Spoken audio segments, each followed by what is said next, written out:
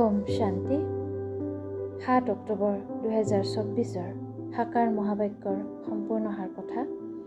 মৰমৰ সন্তানসকল, পিতা তোমালোক সন্তানসকলক কুম্ভী পাক ৰৌৰৱ নৰকৰ পৰা উদ্ধাৰ কৰিবলৈ আহিছে। তোমালোক সন্তানসকলে পিতাক নিমন্ত্ৰণো সেইকাৰণেই জনাইছা। প্ৰশ্ন: তোমালোক সন্তানসকল বৰ ডাঙৰ কাৰিকৰ খনিকৰ, কেনেকৈ? তোমালোকৰ কাৰিকৰী কি? উত্তৰ: আমি সন্তানসকলে এনেকুৱা কাৰিকৰী কৰোঁ যে গোটেই সৃষ্টিখনেই নতুন হৈ যায়। তাৰ কাৰণে আমি কোনো ইটা বা টুকুৰি আদি নাদাঙো, কিন্তু স্মৃতিৰ যাত্ৰাৰে নতুন সৃষ্টি গঢ়ি তোলোঁ। আমি আনন্দিত হওঁ যে আমি নতুন সৃষ্টি স্থাপনা কৰি আছোঁ। আমিয়েই আকৌ এনেকুৱা স্বৰ্গৰ মালিক হ'মগৈ। ধাৰণাৰ বাবে মুখ্য সাৰ: পিতাই যি শুনাই সেয়া ভালকৈ শুনি আকৌ মন্থন কৰিব লাগে। বাহ্যিক জগতৰ কথাত নিজৰ সময় নষ্ট কৰিব নালাগে।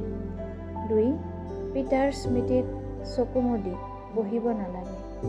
শ্ৰীকৃষ্ণৰ ৰাজধানীত আহিবলৈ পঢ়া ভালকৈ পঢ়িব লাগে।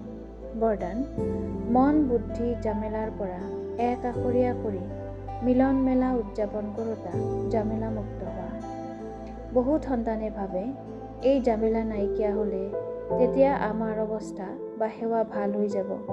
কিন্তু জামেলাবোৰ পাহাৰ সদৃশ, পাহাৰ আঁতৰি নাযাব। কিন্তু য'ত জামেলা থাকে ত'ত মন বুদ্ধি একাষৰীয়া কৰি লোৱা অথবা উড়ন্ত কলাৰে জামেলাৰূপী পাহাৰৰো ওপৰলৈ গুচি যোৱা। তেতিয়া পাহাৰো তোমালোকৰ সহজ অনুভৱ হ'ব। জামেলাৰ জগতত জামেলাটো আহিবই। তোমালোক মুক্ত হৈ থাকিলে মিলন মেলা উদযাপন কৰিব পাৰিবা। শ্লোগান: এই বেহদৰ নাটকত মুখ্য ভূমিকা পালন কৰোঁতাজনেই মুখ্য ভাৱৰীয়া। পুৰণা সংস্কাৰ পৰিৱৰ্তন কৰি সংস্কাৰ মিলনৰ ৰাস কৰিবলৈ আজিৰ অব্যক্ত সংকেত। যিমানেই পৰস্পৰ সংস্কাৰসমূহক সমানতাত আনিবা সিমানেই সমীপত আহিবা। যেনেকৈ সাকাৰ ৰূপৰ সংস্কাৰ উপৰাম আৰু সাক্ষীদৃষ্টা আছিল, এয়াই সাকাৰৰ সম্পূৰ্ণ স্থিতিৰ শ্ৰেষ্ঠ লক্ষণ আছিল। এই সংস্কাৰসমূহক সমানতাত আনিব লাগে।